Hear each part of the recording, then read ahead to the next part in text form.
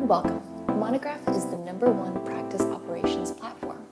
It's designed by architects for architects with an easy-to-use interface, helping you take control of your firm's financial health and avoiding budget surprises. In this video, I'll be presenting you with a quick overview of how to use the app. First, let's get you oriented. The primary navigation is on the left side and can be collapsed or expanded at any time. Within the navigation, you also have access to a demo account that is fully populated for your use. We have a help area that will take you to see guides, videos, tutorials, and additional resource content. Apart from the navigation, when you first log in, you'll be taken into your dashboard view. Within the dashboard view, you'll get a preview of projects and quick links to the ones you're recently working on. To your timesheet, there'll be a shortcut right here, any tasks that are assigned to you, and you'll get insights into how your team is performing in the teamwork distribution chart. Now, before we get started and dive any further, it's important to note that Monograph works best when your entire team is invited and when your settings are customized to match your firm. Let me show you how to invite your team members. You'll click on Team, and from the Team Directory page, click Add Member to open up an invitation to send to them. Once they receive and accept that, they will appear here as part of your team. Next, let's go to Settings. Settings are important because they affect different parts of the app. You'll want to make sure that you and your team go through each one of these tabs to review things like your billable rates or your permissions, and also adding your logo. If at any time you have questions, there is a quick video here that dives into detail. Now, let's dive into projects. This is the projects overview page. Within this overview, you can see all the projects that are active, canceled, or paused. You want to filter this further, you can use our filtering options here. You can select by status and see all the proposed projects that you have coming up. You could also filter by projects that are assigned just to you, or you can also look for projects that are in a specific phase, such as design development. Let's look into 2100 Circle Drive to see what this project looks like. This page is the project overview page, and there are a few key areas for you to always check in on. First is the phases. Here we illustrate to you visually in a Gantt chart the phases of your project and where you are. So the way to read this is we are currently in design development and we just passed the 50% milestone. Now you'll notice that there are two lines in this Gantt chart. The bottom line is talking about just time and days in the phase. The smaller, narrower one is the money Gantt. This little $sign will move forward only when time is logged to a project. You can see over here that it turns red to indicate that more time was logged than was originally anticipated for this phase. Meanwhile, over here, the money sign is lagging just a little bit behind today's date, which means that we're tracking just about well and we haven't consumed more money than is available for us in design development. If you wanted to see exactly what money has been consumed in design development, walk over to the project progress and click on design development. Here, we show you your budget, what you've consumed, and the team underneath, their hours, what they've consumed in hours and in budget, to give you a clear breakdown of who's doing what. Now, if you want to know more about who's doing what, let's walk over to the task section. Here, we let you establish milestones per phase as well as associated tasks for your team to complete. Next is reports. In reports, by tweaking the dates, you'll be able to get a clear report of all the time that has been logged to the project by everyone on your team. You can group that by phases. You can also group that by activities to understand where you've been putting your efforts on. Now, let's go back to projects real quick to show you a few more things. The information that appears here lives within the project in the editor.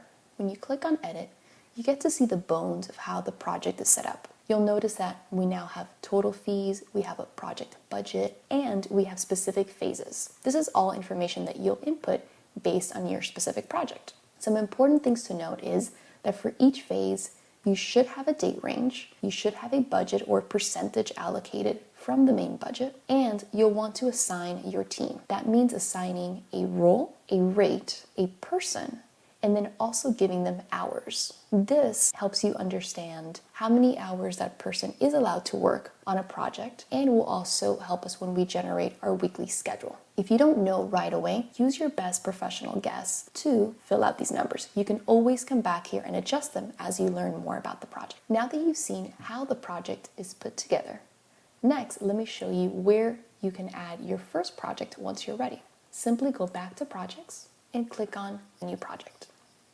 After adding your projects, you're going to want to create a plan for how to work on the project. For that, we're going to use Resource.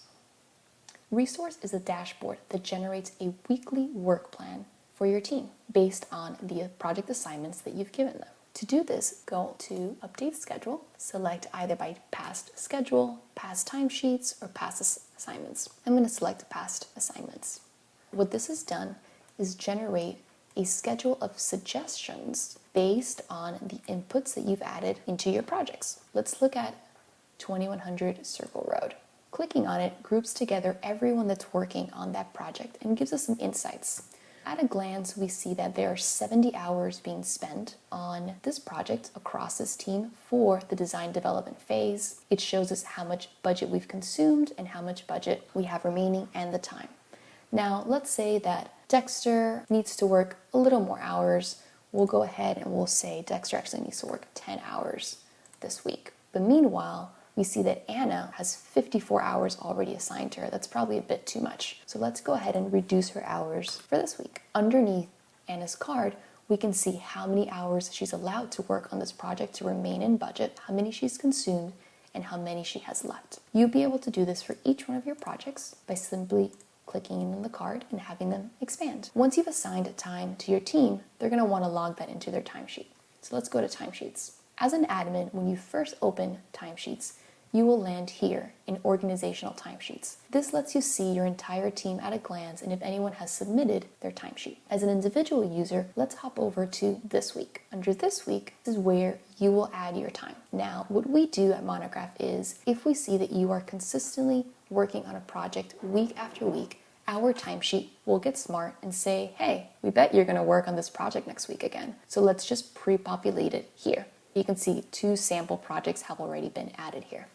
But let's say I didn't work on those this week. I'm just gonna cross these out, and I'm gonna add another project I worked on, 2100 Circle Road. Just typing in a few letters will show me the phases that are available for me to log time to. I worked on design development. I had a meeting off-site that was 2 hours, but then I also came back into the office and I did some rendering work for an additional 6 hours. Now I've been able to log my time for Tuesday. If I needed to log overhead time, such as a day off or a personal day, I can select that here. I'll add a sick day on Friday, and that was 8 hours. Any notes can also added be here, as well as expenses. Same thing for projects. Notes and expenses can be added. Next, let's look at invoicing. Every company's invoicing process is slightly different based on different clients or projects having various requirements on how your invoice should look.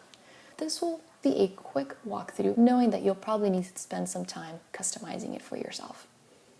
This is an invoice that I had populated for the sample project. When you first show up, this is what it looks like. Let's go ahead and edit that. Monograph lets you invoice by phase, role, or activity. In this case, I'm going to be invoicing by phase. I've selected the dates of the phase, and by clicking on any of these, it'll show me what work has been or hasn't been done during that time period. I know that there are 0 hours to bill for under proposal. I'll go ahead and close those. But I see that under design development, we've consumed 264 hours, roughly equivalent to $30,000. We definitely want to invoice for this. By clicking on Add to Invoice, it will add the design development here, the quantity of hours, the general unit price, and the amount. Under description, you can customize any of these to say things like 50% milestone. You can also add custom line items, printing expenses, directly here in the message section. When we preview the invoice, we see this invoice here, which will show your logo and company address once you add that in the global settings. Now, let's look at reports. Report is a great tool for admins and project managers. When you first open reports, what you'll see is your forecast report. Based on the date range, we will tell you all the projects that are in your pipeline. Here we see that for the next year, there are 14 projects adding up to just shy of $2 million with 15,000 hours of projected billable time. To understand where these numbers are coming from, you can scroll under and see the breakdown of projects, their individual projected fee, and the hours that have been projected for each project. However, you can narrow this down much further. You can do things like understand what projects are proposed. And so now we know that $600,000 and 3 projects of your total are proposed projects that are in your pipeline. These 3 projects right here. Hovering over the date will show you the total amount in hours for that month, and hovering over the colors will show you that specific project. Next, under the Team tab, you'll be able to see how your team is doing. First, you have Team Activity that displays to you both billable hours and non-billable hours for your team, helping you to identify who may have too many billable hours or who doesn't have enough billable hours. Then the Team Forecast is complementary to the project forecast that we just saw. This groups your team and shows exactly how many hours they have assigned to them. We can see here that Emily doesn't seem to have any hours assigned to her, but Grace and Austin have a lot of hours assigned to them. This means that we might need to do a little bit of reshuffling to give Grace and Austin some breathing room. When you scroll down, you'll be able to understand what Grace and Austin are working on. Right here, we see that in the week of January 31st through February 6th, Grace has almost 75 hours assigned to her. That would be a really tough week, but Emily doesn't have any hours. Here, we can probably reassign some of those hours from Grace to Emily by going back into resource and moving those numbers around. Same thing for Austin, who is close to 75 hours almost every week for the month. Let's wrap up the overview video here. I'm sure you will have lots of questions as you begin to bring your projects into Monograph. Following this video is a playlist of shorter videos which do a deep dive into specific topics we covered today. Plus, you can always send us a message via the app for help. I'm Eileen Mendoza, Director of Customer Success at Monograph, and I'm on standby to help.